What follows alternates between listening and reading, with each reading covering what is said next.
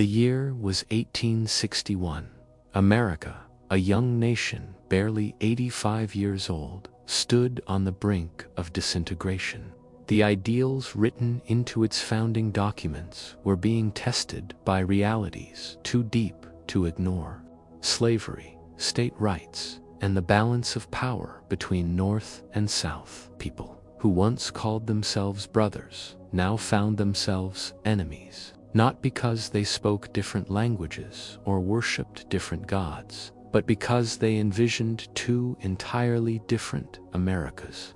Town squares buzzed with rumors of war, families were torn apart by political loyalties, and newspapers screamed with headlines predicting the end of the Union.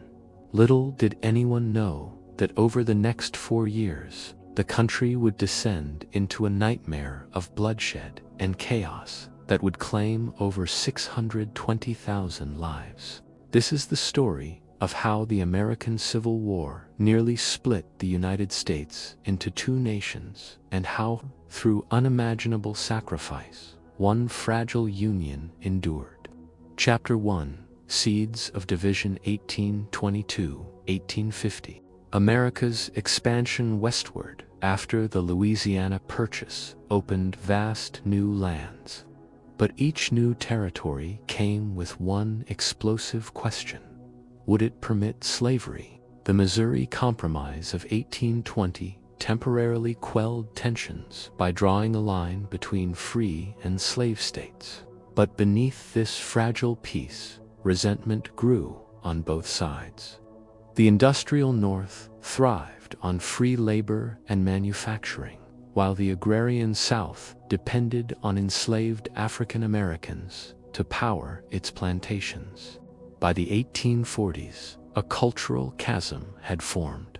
Northerners increasingly saw slavery as a moral evil incompatible with America's democratic ideals, while Southerners viewed it as a cornerstone of their prosperity and way of life.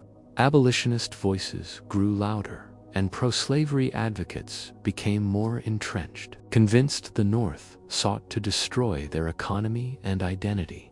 This growing divide was more than political, it was personal.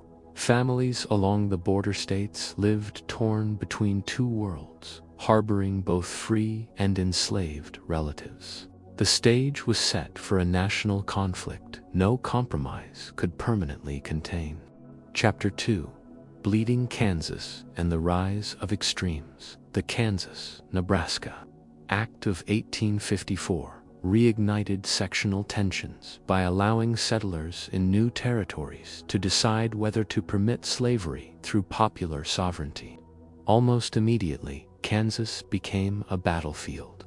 Pro-slavery and anti-slavery settlers flooded the state, and violent clashes erupted, earning the territory the infamous nickname Bleeding Kansas. Radical abolitionists like John Brown launched violent raids against pro-slavery forces, believing only bloodshed could end America's greatest sin.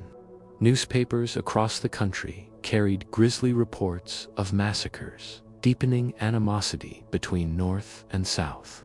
The turmoil birthed new political movements, including the Republican Party, founded on the principle of halting slavery's expansion. In the South, whispers of secession began to grow louder, as many feared their way of life faced extinction. America's wounds were no longer hidden, they were bleeding openly. Chapter 3: Lincoln's Election and Southern Secession. The election of Abraham Lincoln in 1860 acted as the spark in a powder keg. Lincoln won the presidency without carrying a single Southern state, signaling to the South that their influence in Washington was collapsing. Southern leaders feared Lincoln's anti-slavery stance would dismantle their economy and culture entirely.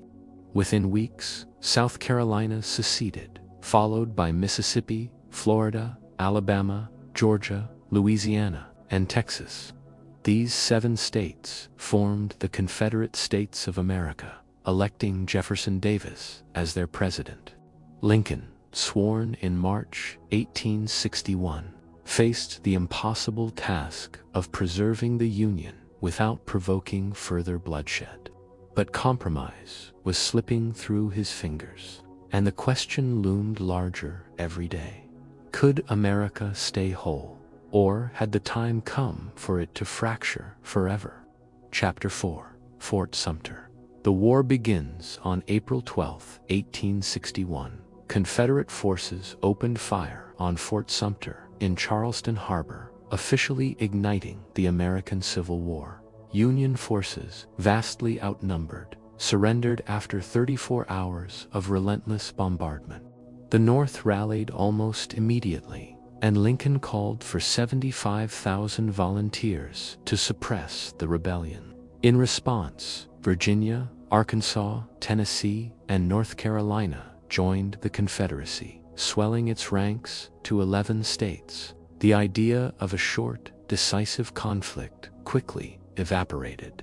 Young men on both sides marched off, believing they'd be home within weeks. Instead, America was plunging into 4 years of unimaginable carnage.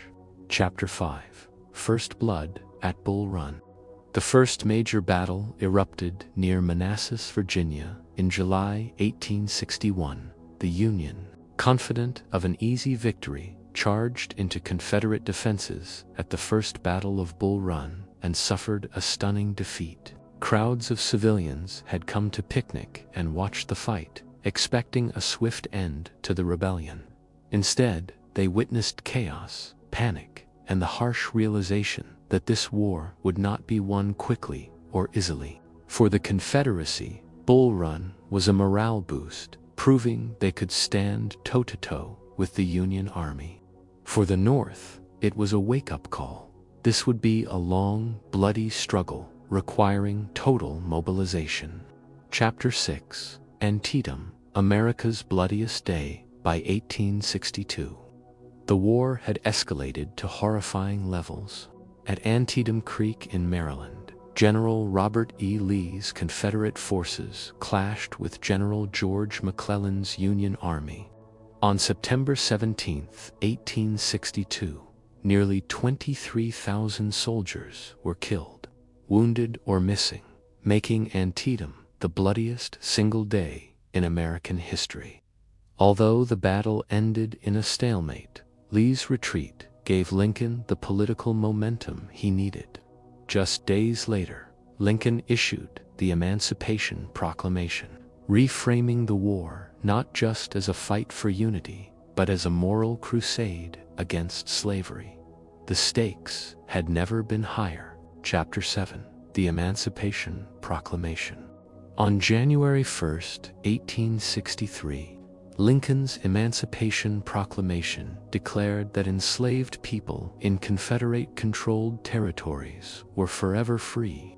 While it did not immediately free all enslaved people, it transformed the war's purpose, drawing a stark moral line. The Union now fought not just to preserve the nation, but to end slavery forever.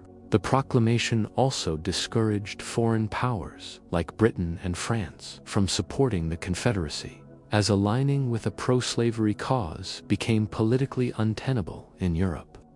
Chapter 8. Gettysburg, Turning the Tide. In July 1863, the war reached a climax at Gettysburg, Pennsylvania. For 3 days, Union and Confederate forces clashed in one of the most decisive battles of the conflict. The Union's victory at Gettysburg ended Lee's hopes of invading the North and shifted momentum permanently toward the Union. Over 50,000 men were killed or wounded, leaving fields littered with unimaginable devastation. Months later, Lincoln delivered the Gettysburg Address, a brief but powerful speech redefining the nation's purpose, a struggle to ensure that government of the people, by the people, for the people, shall not perish from the earth. Chapter 9. Vicksburg and the Mississippi Campaign. While Gettysburg raged in the East, the Union under General Ulysses S. Grant launched a relentless siege at Vicksburg, Mississippi. a strategic Confederate stronghold on the Mississippi River.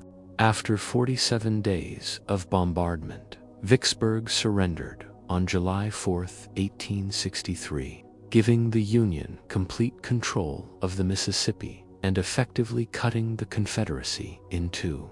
The victory propelled Grant into national prominence and set the stage for his eventual appointment as General-in-Chief of the Union armies. Chapter 10. Sherman's March to the Sea. By late 1864, the Union adopted a strategy of total war. General William Tecumseh Sherman led his infamous march from Atlanta to Savannah, destroying railroads, farms, and factories along the way. The campaign crippled the Confederacy's supply lines and broke civilian morale. Sherman believed that only by shattering the South's will to fight could the war be brought to a swifter end. Though controversial, Sherman's tactics hastened the Confederacy's collapse and remain one of the most debated strategies in U.S. military history. Chapter 11. The Fall of Richmond. In early 1865, Grant's relentless offensives finally forced Confederate forces to abandon Richmond, Virginia, the capital of the Confederacy. Union troops entered the smoldering city on April 3, 1865, symbolizing the imminent end of Southern resistance. Civilians fled as fires consumed entire blocks, and Confederate leaders scrambled to escape capture. With Richmond's fall, the Confederacy's political and military infrastructure crumbled. Lee's army, exhausted and outnumbered, was on the brink of surrender. Chapter 12. Appomattox. The war's end. On April 9, 1865, Robert E. Lee met Ulysses S. Grant at Appomattox Courthouse to negotiate terms of surrender. Grant's conditions were generous, allowing Confederate soldiers to return home with their horses and personal belongings. It marked the formal end of the Civil War. Across the nation, church bells rang, cannons roared in celebration, and Americans began reckoning with the staggering cost of their survival as a united country. Chapter 13. Lincoln's assassination. Just 5 days after Lee's surrender, tragedy struck. On April 14, 1865, President Abraham Lincoln was assassinated at Ford's Theater by John Wilkes Booth, a Confederate sympathizer. Lincoln's death plunged the nation into mourning. While the Union had won the war, the question of how to rebuild without his leadership became even more uncertain. Booth's act was meant to revive the Confederacy, but instead unified the North's resolve to rebuild and transform the nation. Chapter 14. Reconstruction and Resistance. The years following the war were marked by Reconstruction, an effort to reunify the nation and extend civil rights to freed African Americans. However, the process was fraught with tension. Southern states resisted federal policies, leading to the rise of groups like the Ku Klux Klan and the implementation of black codes designed to maintain white supremacy. Reconstruction laid the foundation for civil rights battles that would continue for generations, proving that victory on the battlefield was only the beginning of America's struggle for equality. Chapter 15. Legacy of the Civil War. The American Civil War reshaped the nation forever. It ended slavery, redefined federal power, and established the United States as a singular, indivisible entity. Yet, the deep scars of division remained. Issues of race, equality, and states' rights continued to influence American politics and society long after the guns fell silent. Understanding the Civil War is essential because it was not just a conflict of the past. It continues to shape America's identity today. The American Civil War was more than a clash of armies. It was a clash of ideals, values, and visions for the future. It forged a stronger, though deeply scarred, United States and redefined the meaning of freedom. Even today, its echoes are felt in debates over race, identity, and the limits of government power. To understand the America of today, we must remember the war that nearly tore it apart. History is not just about the past, it's about who we are. And the Civil War reminds us of one undeniable truth: a nation divided cannot stand.